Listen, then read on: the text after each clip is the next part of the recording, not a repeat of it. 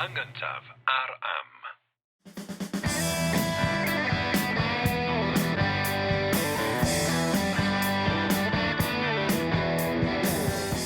Helo, sy'n, Jerry Hunter ydw i. A Richard Wyn Jones ydw i, a da chi'n gwrando ar bodlediad rhyngwladol yr hen iaith. Podlediad lle mae'n Americanwr sy'n digwydd bod yn, lle wyt ti, Cambridge, Massachusetts, yn ceisio addysgu rhywfaint a rwy'n sydd yng Nghaerdydd ynglŷn â cyfoeth i iaith ei hun. Da ni ar gael drwy'r holl ffrydiau podlediadau. Da ni ar gael ar YouTube, lle da chi'n gallu gwylio ni hefyd. Da ni ar gael yn gyntaf wrth gwrs ar am. A da ni'n gwerthfawrogi'n fawr os da chi'n rhannu'r newyddion am fodolaeth y pod. Efo unrhyw un all fod hefo diddordeb. Cyn i ni gychwyn, Jerry, ers i ni recordio'r benod diwetha, da ni wedi colli ffrind da i'r ddau yna ni a ffrind i'r hen iaith Emyr Glyn Williams. Coffa da iawn amdano fo a pob cefnogaeth a chynhaliaeth i'w ffrindiau fo, pawb sy'n golaru ac yn arbennig i'w deulu o. Ie wir, ie wir. Jerry, lle da ni'n mynd y tro yma? Wel, os ti'n cofio'r gyfres dwytha, tua'r diwedd, mi oedd y gyfle i drafod Gruffudd Mychain, bardd benywaidd o'r bymthegfed ganrif. A tro hwnnw, mi ddedais i bod yn y farddoniaeth Gymraeg, gymharol gynnar, de. Eto, doedd ysgolheigion ddim yn rhoi llawer o sylw i'r beirdd benywaidd yma, tan yn gymharol ddiweddar. Felly, yna'r pethau sydd wedi nodweddu ysgolheictod yr iaith Gymraeg yn ystod y degawd o dwytha, yw'r ffaith bod rhai o'r beirdd benywaidd cynnar yma wedi cael sylw da. Felly, dyn ni yn yr ail gyfres yma wrth i'n trafod llenyddiaeth y cyfnod modern cynnar. Dyn ni yn yr unfed ganrif a bymtheg ar hyn o bryd, a felly heddiw dyn ni am drafod bardd benywaidd Cymraeg o'r unfed ganrif a'r bymtheg. Wych, so felly pwy? Wel, Alis, ferch Gruffudd, ab Ieuan, ab Llywelyn Fychan. Ond dim ots am yr holl ddynion yn ei hachau Alis ferch Gruffudd, neu Alis ferch Gruffudd ab Ieuan. Ac mae rhai llawysgrifau yn ei galw hi'n Alis Wen hefyd, de, ond Alis ferch Gruffudd. Dwi'n licio hwnna. Ydy o'n iawn i fi gyfadda bod fi rioed wedi clywed amdani o'r blaen tan i chdi? Na, mae iawn am mi wyt ti gyda'r mwyafrif o Gymru Cymraeg, gweithio'r modd o ran hynna. Bod ysgolheigion sydd wedi rhoi sylw iddi hi fel ddedais i.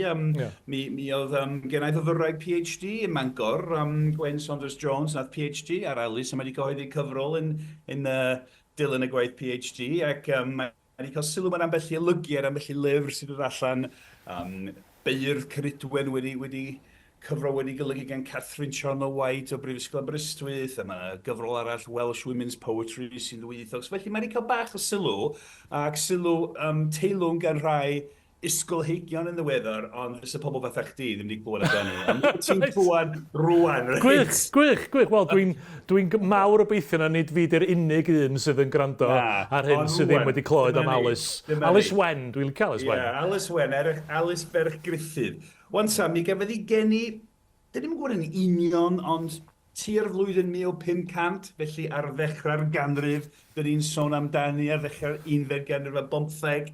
Iawn, ei mam hi oedd Sioned merch Richard Mostyn, right? Mi oedd y Mostiniaid yn deulu pwysig iawn, teulu pwysig o uchelwyr yng Ngogledd Cymru.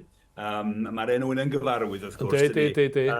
Ac o ran, mi oedd teulu efo stadau helaeth a teulu rhaid graff o ran trefnu priodasau i ymhelaethu gafel y teulu a cyfoeth. Ond mi oedd y teulu'r Mostiniaid, y teulu yr oedd Alis yn perthyn iddyn nhw trwy mam, yn bwysig ofnadwy o ran diwylliant Cymraeg ac yn enwedig o ran llenyddiaeth Gymraeg yn de. Achos o ran nawdd, o ran noddi'r beirdd proffesiynol de, o ran casglu llawysgrifau, mi oedd gan Mostiniaid ambell gangen lyfrgell go dda. A hefyd, os ti'n cofio'r benod arbennig nathon ni recordio yn y Steddfod llynedd yn Modian, de. Wel, mi oedd ymos Dynion mae'n debyg a'i rhai ohonyn nhw yn noddi ac yn helpu trefnu Steddfod y Caerwys yn yr unfed ganrif ar bymtheg. Y ddwy Steddfod, dyn ni'n gwybod amdano nhw o'r cyfnod yma, de. A wedyn dwi'n cymryd, os oedd wedi cael ei geni o ddeutu 1500, fysa yna rhyw 15 mlynedd ar ôl brwydr maes Bosworth, lle fysa'r lot o uchelwyr Cymreig wedi dechrau i gwneud ti'n reit, hydnod yn well ar y pwynt yna. Felly, y rhai oedd wedi cefnogi'r ochr cywir wrth reswm. Ac yn tramwyo'r llwybrau tudyraidd newydd ac yn y blaen. Yn sicr yna ni gyfarfod ag ambell enghraifft o Gymro felly, de. A wedyn mi oedd, felly oedd teulu mam Alis. Mi oedd ei thad hi wrth gwrs yn ei chelwr hefyd, Gruffudd a Mae'n a Llywelyn Fychan, Alis ferch Gruffudd hynna. Byddwn ei chelwr. Mi oedd o hefyd yn fardd. Ti'n cofio'r ymadrodd bardd oedd yn canu ar ei fwyd ei hun? Ia, do. Bardd amatur, hynny yw nid bardd proffesiynol oedd teithio gwmpas yn canu mawl i noddwyr, ond bardd a oedd yn ei chelwr yn ei hawl ei hun ac yn canu fel hobi, de, i fwynhau. Felly mi oedd tad Alis Gruffudd yn fardd o fath hefyd, lle. Ac yr hyn sy'n ddiddorol yw, Dynion oedd y beirdd proffesiynol, de. Fel cymaint o beth yn yr oes honno, mi oedd galwadigaeth y proffesiynol yn gaeth i ddynion, rhan fwy o'n nhw, lle, a felly efo'r beirdd Cymraeg. Ond mi ddysgodd Gruffudd, mae'n debyg, mae'n amlwg, mi ddysgodd o y grefft o gynganeddu o farddoni i Alis i ferch, ac mi oedd gan Alis ddwy chwaer. Ac mae yna gofnod bod y tair merch wedi dysgu barddoni lle gan ei tad. Ond does ddim barddoniaeth gan y ddwy arall wedi goroesi mewn llawysgrifau, mond Alis. Ond na ni drafod hynny nes ymlaen hefyd, achos mae'n gerdd arall sydd yn cyfeirio at ei dwy chwaer hi mewn ffordd ddiddorol. Felly, mi ddysgodd hi gynganeddu a chyfansoddi gan ddefnyddio o leia un o'r hen fesur a caeth yr englyn unod o union. Felly mae'r cerddi gan Alis, dyn ni am ei darllen a'i trafod wan, i gyd yn englynion lle. A mae'n ddiddorol ofnadwy bod gen ni fardd benywaidd yn y cyfnod hwn a oedd yn gallu cyfansoddi cerddi caeth o'r fath. Ond mi brododd Dafydd Llwyd o'r Ddeinol, na ni sôn am ei ffrodas wedyn, ac mae yna awgrym hefyd bod hi'n adnabyddus yn ei chyfnod am wybodaeth, am ei wybodaeth ynglyn â nifer o bethau, yn enwedig achau a hanes teuluoedd uchelwrw hwyrach, ac wrth gwrs oedd hi'n perthyn i deulu oedd yn gwybod lot am hynna. Felly mae'n gymeriad diddorol. Dwi'n gallu, alla bod fi'n holi cwestiwn yn gyn amserol, ond oes na unrhyw arwydd o pam bod i'w barddoniaeth hi wedi goroesi? Oherwydd look mil, neu oedd o'n o ryw safon arbennig, neu ydy o jyst yn amhosibl gwybod? Wel, mae yna sawl ateb ar y cwestiwn yna, da. Nes ymlaen yn y gyfres yma, ni drafod canu rhydd y cyfnod, barddoniaeth Gymraeg ar y mesur y rhydd. Gan gynnwys rhai caneuon gwerin mewn dyfynodau, caneuon sydd yn ymddangos fel caneuon gwerin gan feirdd dienw, ac hefyd rhai sydd mewn llais benywaidd. Ac maen nhw fel caneuon merched hwrach o statws is yn y gymdeithas hwrach, roedd yn cael ei trosglwyddo ar lafar, ond gyda llythrennedd yn cynyddu, mae'n y fwy yn cael ei cofnodi mewn llawysgrifau. Ac mae hynny'n bwysig, mae'n bwysig cofio bod gen ni dechnoleg newydd papur, nid memrwm fel yn yr oesau canol, yn troi croen anifail yn bapur o fath oedd yn ddrud, ond papur sy'n ratach, a hefyd ni oedd llythrennedd y gallu i sgwennu yn cynyddu. Felly mae'n hwrach yn agluro pan mae'n fwy o lenyddiaeth gan ferchau wedi chofnodi mewn cymdeithas oedd yn rhwyithol, ond hefyd, mi oedd hi'n perthyn i deulu pwysig iawn, ynde. Oedd hi'n nid yn ei Cymraes, ond Cymraes o statws uchel iawn, ynde. Ac teulu hefyd a oedd yn nodedig am ymwneud yn diwylliant llawysgrifau. Felly mae'n sawl agwedd felly. Mae'n gwbl sicr bod y fercher eraill a oedd yn barddoni, debyg iawn bod y rhai eraill oedd yn cyfansoddi cerddi caeth, cywyddau englynion, ond yr holl waith yna ddim wedi goroesi. Ond mae nifer o englynion ganddi hi sydd wedi goroesi, a dwi'n meddwl cyfuniad o bethau, twf, llythrennedd, statws i theulu, a'r ffaith bod i barddoniaeth hi mor ddiddorol, mor wych, nes bod copiwyr llawysgrifau methu ymatal yn gorau cofnodi y pethau gwych hyn. Diolch i'r drefn. Da iawn, oce, wel, dwi'n gyffroes. Dwi'n gyffroes, o'n ia. Efo'r y gerdd gyntaf, cyfres o nglynion, sydd yn ymwneud a phriodas. Ac wrth gwrs, dyn ni wedi trafod hyn o blaen yn da. Mae oedd yn wir yn yr oesau canol, mae'n dal yn wir yn y cyfnod hwn, mae'n wedyn wir am deulu Alis ei hun, fel ddydych chi'n meddwl mostyniaid yn dda iawn o ran trefnu priodasa uchelwrol, a oedd yn wleidyddol neu yn economaidd fuddiol iddyn nhw. Felly, dyn ni'n gwybod, nid mater o ddewis i ferch o deulu o'r fath oedd prodi yn mi oedd ei thad mwyn y thebyg yn trefnu pwy oedd ni am ei brodi. Mae rhai'n dweud bod ffarmwrs mawr Sir Fôn yn dal i wneud yna, Jerry. Wel, nid Sir Fôn yn unig, mi'n o beth dwi'n gwybod, ond yn trefnu i gadw'r tir yn y teulu. Gadw'r tir yn y teulu, ia. I ychwanegu at ffarm y teulu a stada, ond ydyn sôn am diroedd yma, ffermydd, tiroedd, blastau, cyfoedd, gwahanol bethau lle. Felly, doedd gan Gymraes fatha Alis ddim dewis o fath yn y byd fel rheol. Ond mae'r gerdd hon y gŵr delfrydol yw'r teitl dyn ni'n roed iddi lle. Yn rhyw fath o am ryw ymwneud rhwngthi hi a'i thad. Mae yna ddau englyn dyn ni am ei darllen yma.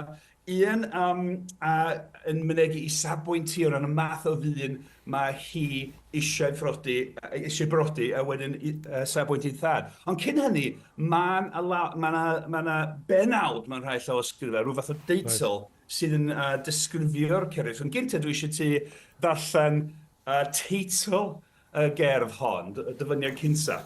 Reit, ac i'r ein o chi sydd yn newydd i'r hen iaith, y peth mae Jerry'n ei wneud, achos Jerry sy'n gwneud y gwaith i gyd efo'r rhaglen yma da chi'n sylweddoli, ond mwyn cael pleser malusus, mae'n rhai dyfyniadau fi, a dwi'n mynd cael darllen nhw cyn darllen nhw yn fyw ar yr awyr, felly dwi'n mynd i faglu. Ond dyna fo, a mae'n rhaid fi roi spectols ar yn llygyd. Reit, so dyma'r Pennod. Englynion merch ifanc pan ofynodd ei thad iddi, pa sawl ŵr a fynnau hi gael. Reit, great. Reit, sut fath o ddyn nhw ti isio? Dyma gos o rhyw gyd-destun storiol i ni. I thad yn gofyn i Elis, o pa fath o ŵr ti eisiau gael? A dyma'r dyfyniad nesaf sef yr englyn cyntaf yn y gerdd, sef atab Alis i'w thad. O, gwych, oce, reit. Hardd, medrus, campus pescaid, a dewr i daro o bai raid.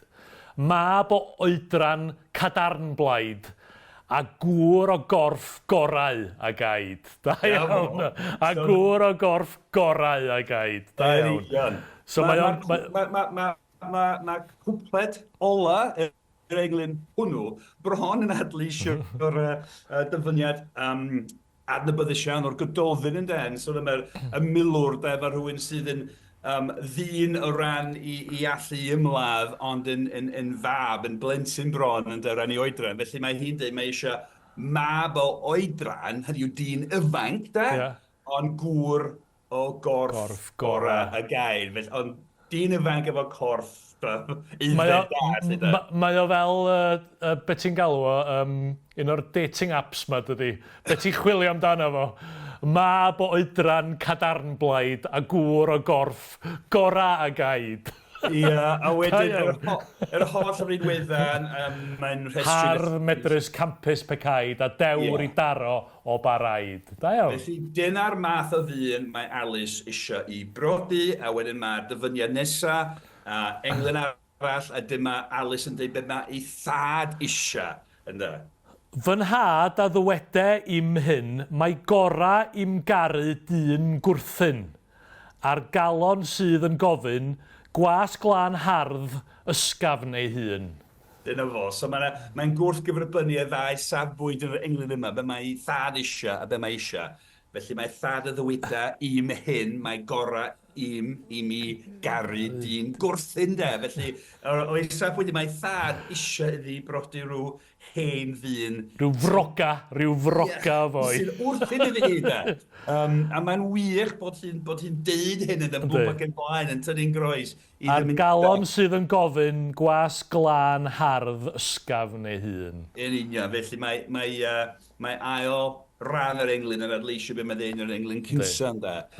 Yn union. Ond beth sy'n wych, mae'n ddonol, mae'n ffraith iawn. Mae'n humor yma. Ond mae hefyd, mae persona'r bardd, y llais benywaidd yn un i glwad, yn siarad yn di-flewyn-ar-dafod hefyd ydy.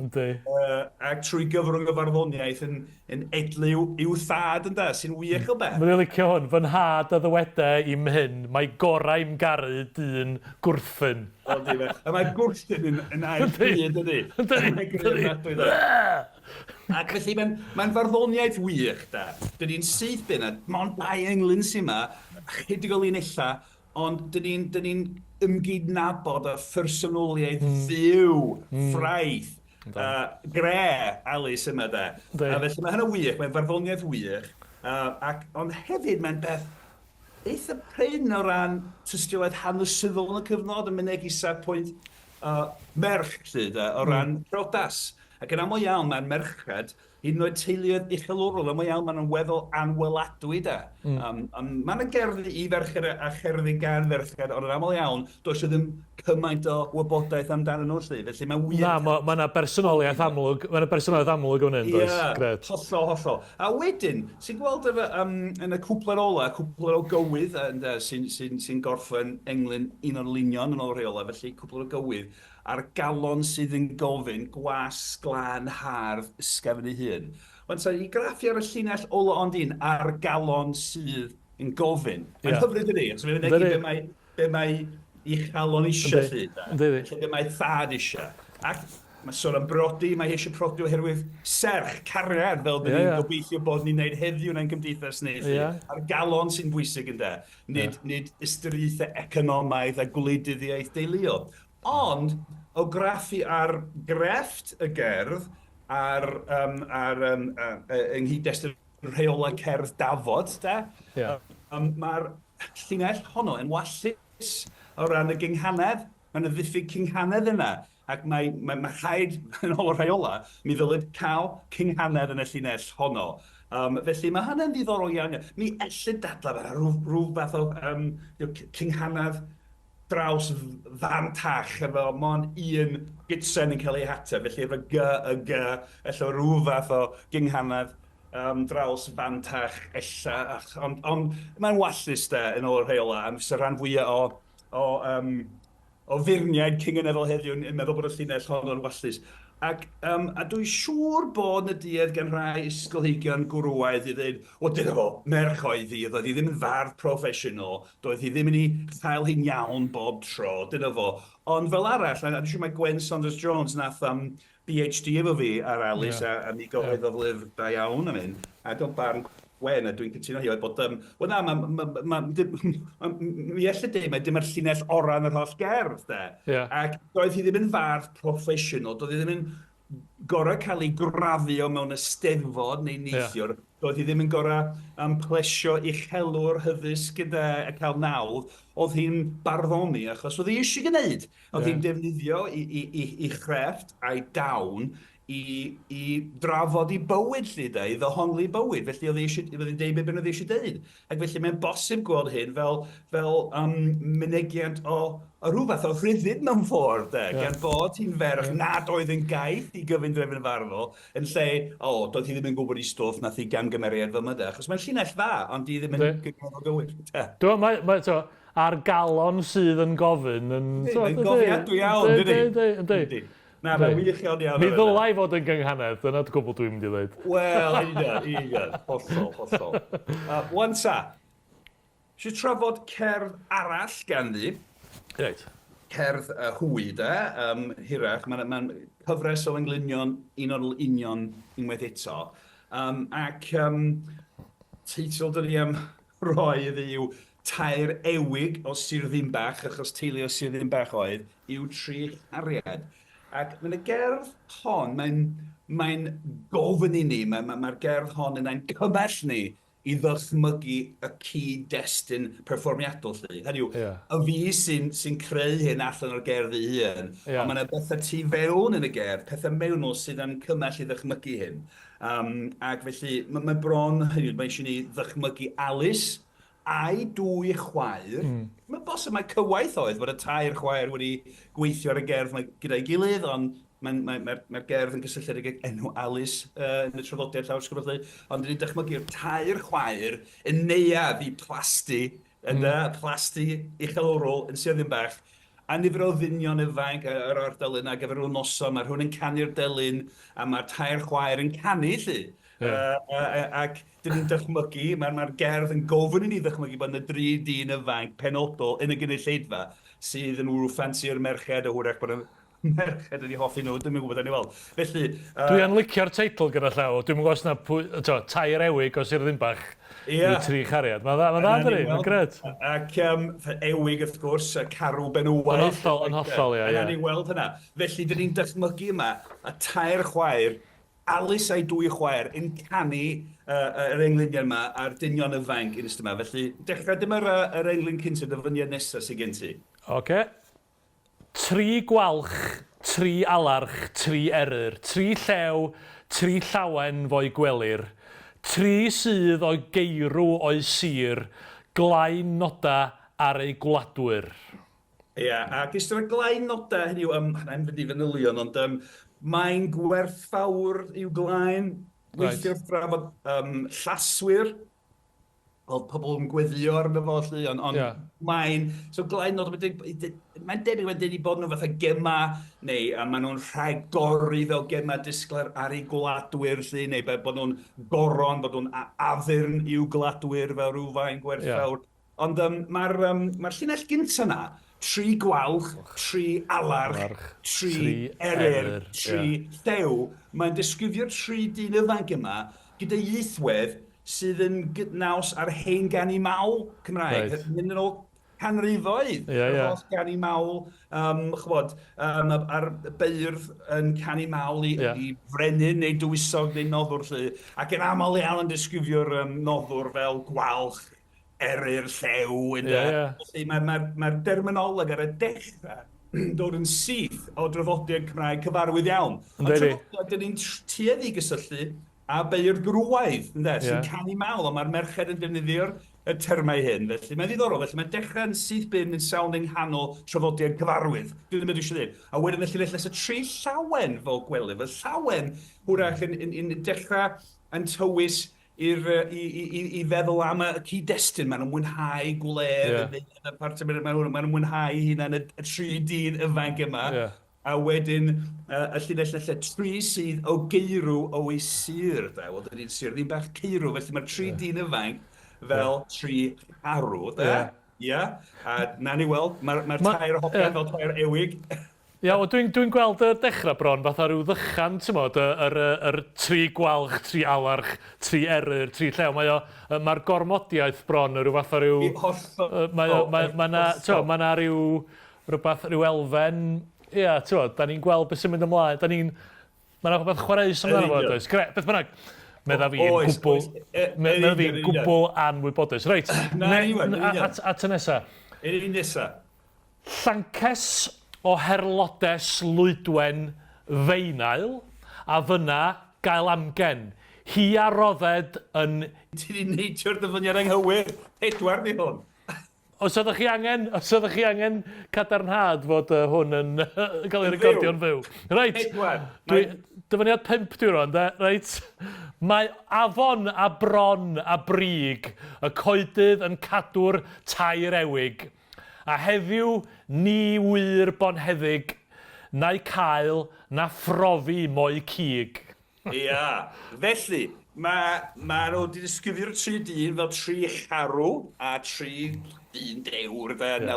Wedyn, mae'n disgrifio lle maen nhw'n hela. Afon, bron, yn yw all, brig, o coedydd, Yn cadw tair ewig. Ia, felly mae'r coedydd, mae'r coed, y coedwig yn cadw tair ewig tri charw benywaidd Na yn ti. saff yn da, reit? A wedyn, y cwpled wedyn, a heddiw ni wyr bon heddig, felly dyn bod heddig ddim yn gwybod heddiw, na'i cael, so di gael nhw? Ie. Na Phrofi mwy cig. Na phrofi mwy cig. Reit, felly, yn amlwg, ac mi oedd eich helwyr yn hela heirw, da.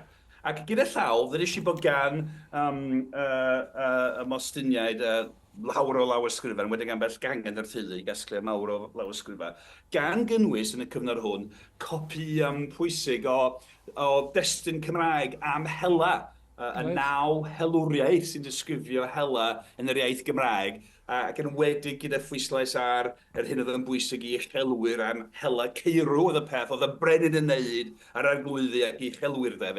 Felly mi oedd hela carw a'i ladd a wedyn bita i gig, phrofi i gig, fel mae'n dweud fyma. Wrth gwrs, yn rhywbeth oedd yn digwydd ac yn nodweddu bywyd uchelwrol.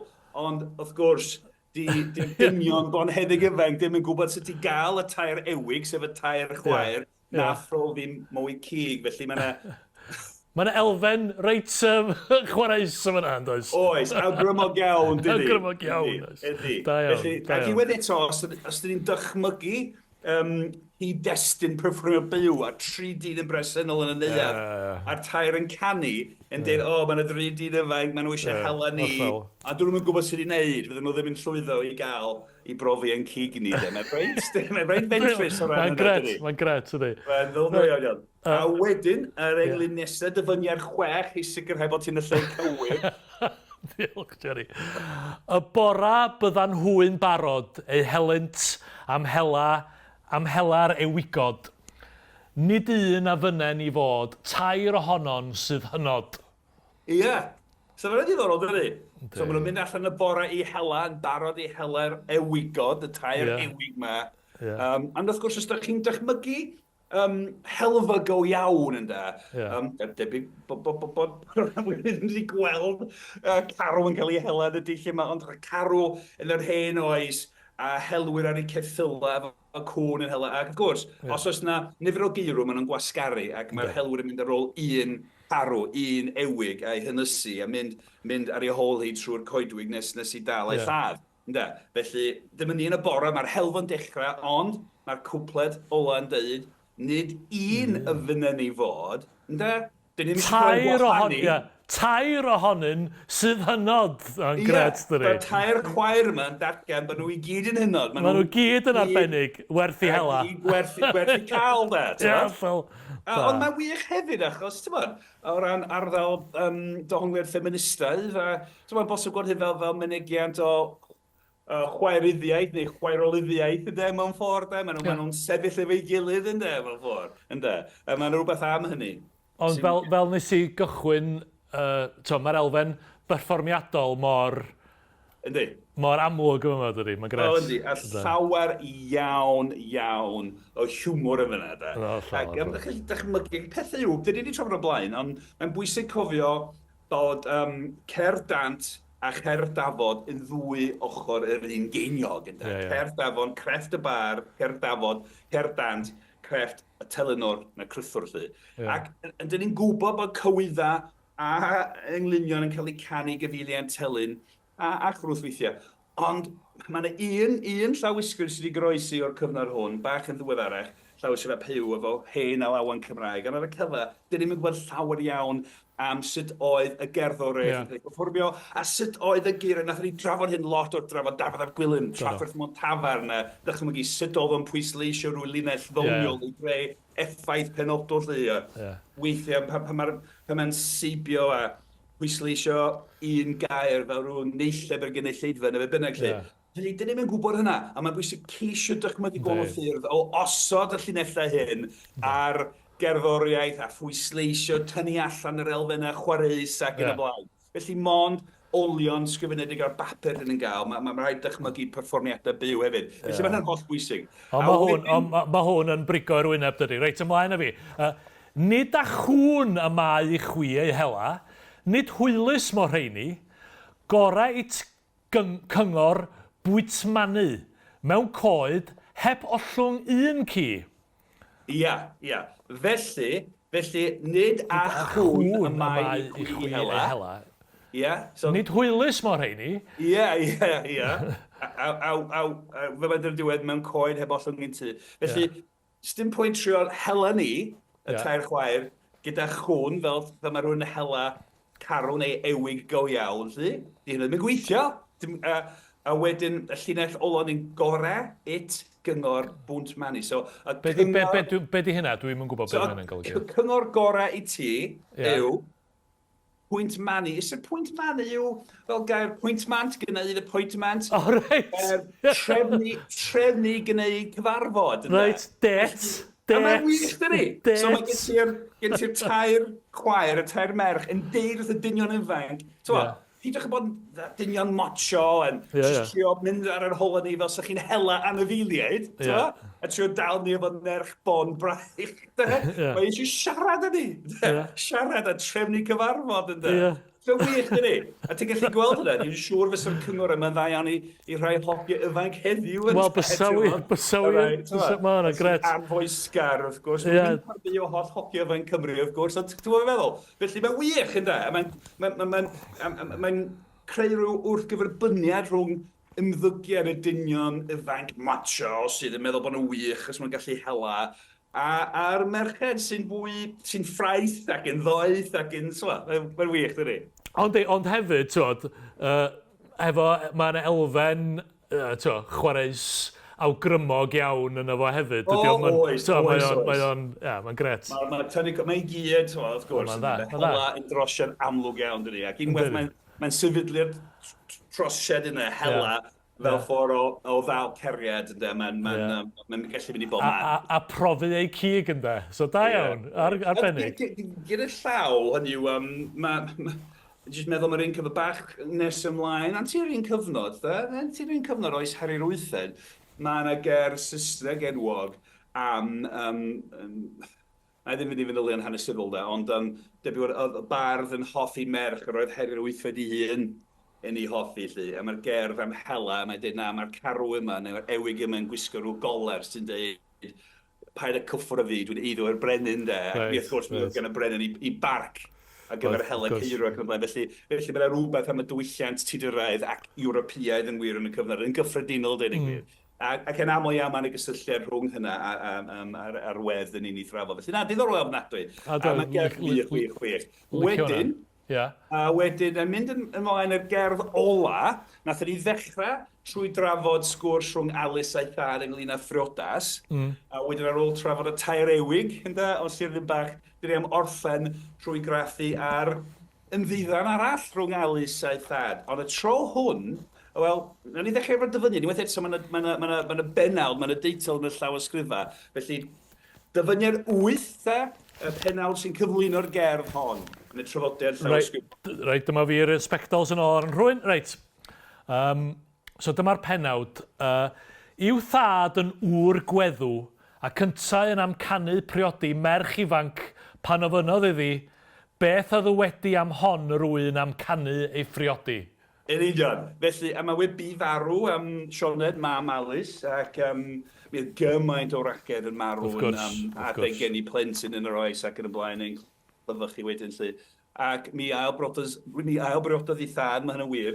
Ac wrth gwrs, fel yr oedd yn y gerdd gynta, mi oedd i thad yn mynnu bod hi'n prodi gŵr gwrthyn. Mae'n debyg hen ddyn hyll da, ond cyfoethog. Wel, dyma i thad hi yn hen ddyn cyfoethog, hyll, pwy wir. Ac mae wraig wedi, mae'n ŵr gweddw. Mae wraig wedi marw, a mae o am brodi merch ifanc i hun wan. Ac mae o'n holi hi, mae hi'n meddwl am hynny, lle. Ac felly mae'r darllen dyr y ddau englyn am sef ateb Alis i'w thad. A dyma ateb Alis i'w thad. Reit, dyma fi yn y lle cywir tro yma. Llances o herlodes Llywelyn Fychan, a hynna'n gael amgen. Hi a rodded yn i reiddwen, chwythen had, eithoch yn hen. Na ni drafod yn y gynta. Felly, llances, Llances. O herlodes Llywelyn Ie, a mae herlodes yma'n golygu merch ifanc, mae'n debyg. So, merch feinauil, so... Ie, Eilia Mae'n, mae canmolus Ffroen, Llywydwen yn golygu yn dlws yma, lle. A fyna gael amgen. Felly mae merch ifanc hardd eisiau amgen rhywbeth ar wahân i hen ddyn fatha chdi, ynddo. A wedyn y cwpled nesa... Chwythan had eithoch yn hen. Ie. Ac mae, os ni edrych ar fwy linell y cwpled yna, hi y rodded yn uraiddwen, uraidd, fresh, ynddo, fel planhigion uraidd yn y gwanwyn, lle. Felly, mae hi wedi i roi ar y fachnad briodas, lle, yn ifanc ac yn fresh. A wedyn, a ti'n hen broca. Chwythan had, eithoch yn hen, dwi'n licio hwnna. Ac yn illa, mae'r adroddiad rhyngwladol, mae'n lawer o lenyddiaeth ganoloesol o sawl iaith, sawl gwlad am hyn. Mae'n y gerddi gan Dafydd am Gwilym yn y berwerdd ganrif 10 am hyn. Sôn am prodas Mai, Ionawr, da chi'n clywed weithio, January marriage, yn mae'n y bethau, bethau fel hyn bob man. Felly, mae hi'n ifanc a yn had, da chi'n hen. A wedyn, darllen di'r ail englyn yma, lle. Yn gleiriach, bellach heb allu, diwn borth, ond o'r barth i'r gwely, gwanwr a'i ben yn gwynu, ni thalai ddim i'th ail ddu. Ie. Felly, llinell o ddithal o ddim beth felly fi ddim yn rhoi dim i dy eiliad i lle. Yn gliriach, mae gliriach yn golygu hen ddyn misgrell. Felly mae'n dweud wrth ei thad hi, i fod o'n hen ddyn misgrell, reit? Yn gliriach, yn hen ddyn misgrell, yn gliriach bellach heb allu, diwn borth rhyw sangen, diwn helpu ni, lle. Heb allu, ond o'r barth i'r gwely. Ystyr parth yma yw llawr neu weithiau, mae'n gallu golygu parlwr neu stafell arall. Felly, yn had, da chi'n hen ddyn misgrell, heb allu i wneud ddim byd, ond straffaglu ar draws o llawr y gwely, da. Di bron yn gallu, hen, a wedyn gwanwr, gŵr gwan, hen o'r gwan, a'i ben yn gwynu, da. Ni thel y ddim i'w theil ddi. Felly, ffordd mae'n sôn amdano yn gliriach, heb allu yn mynd i'r gwely. A diw allu o ddim yn ymestyn ar ôl cyrraedd y gwely yn reit amlwg. So mae hwnna'n wych. Be ydych chi'n neud yn had yn prodi? Hwnna'n ffantastig. Ydych chi'n methu neud dim byd, fe bynnag sydd. Mae'n wych, dydi? Mae'r beth yma yn bryn iawn o ran llenyddiaeth Gymraeg y cyfnod. Dyn ni wedi gweld yn y bymthegfed ganrif, y ganrif lenorol, bod gwerfol merchain di trafod agweddau personol a sefyllfa gymdeithasol y ferch mewn ffordd blaen iawn. Ond fel yma, dyn ni'n gweld Alis Wen yn gwneud yr un peth, ac yn wedig yng nghyd-destun prodas. Just un o'r, sori, dwi'n wrth fydheibio, ond dwi ti'n dad i ferched hogia sgennau, ond mae hwn yn deud lot am berthynas Alis a Gruffudd a Mae'n yn dydi. Mae'r berthynas y ddau a'r ffaith fod hi'n gallu i labuddio fo fel hyn, efo ffasiwn hiwmor, a mae o'n ddeifio o ddoniol. Ac mae'n debyg, mae fo ddysgodd iddi hi i gyngeneddu i farddoni lle cynta da. So mae yna rhywbeth yn hyfryd am berthynas y ddau yn ogystal o'r holl bethau cymdeithasol ehangach. Mae yna rhywbeth personol iawn am berthynas y ddau fan hyn, does? O leia yn y modd, mae'r cerddi wedi cofnodi ni yn y llawysgrifa. Dyna'r awgrym dyn ni'n gael. Wrth gwrs. Dwi'n darllen. Felly mae mi wyt ti'n llygad y led achos mae'n rhywbeth gwahanol iawn o ran hynna. Dyn ni'n gweld o leia mae'n drafod rhwng y tad a'r ferch, a mae'r ferch yn tynnu coes i thad yn tad arno fo. Nid y tad Victorianaidd ystradebol sydd yn fan hyn ac i. Ond eto, mae'n debyg bod rhaid iddi hi o'r gwrthyn, a mae'n debyg i fod o ambrodi ferch ifanc yr un bach, de. Felly mae'n dau finiog yn de. O leia maen nhw'n cael jociar amdano fo, ond eto, mae'n dal... Dal i wneud o, ie. Hwrach, meddwl am ryw ddohongliad Marxaidd, math o beth sy'n Karl Marx di dweud, hwrach, mae yna gadwyni, mae yna gyffio am ei thraed, yn le mae'n cael addurno'r gyffio efo bloda. Jerry, mae hwnna'n... gwych, da iawn. Felly, ar y nodyn yna, dyna gyflwyniad.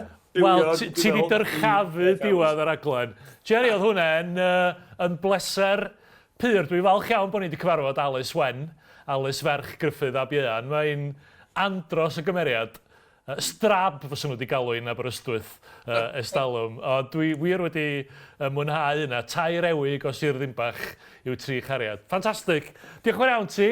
Gobeithio bod chi wedi mwynhau hynny gymaint nes i a Jerry, dwi'n meddwl, mwynhau hynny.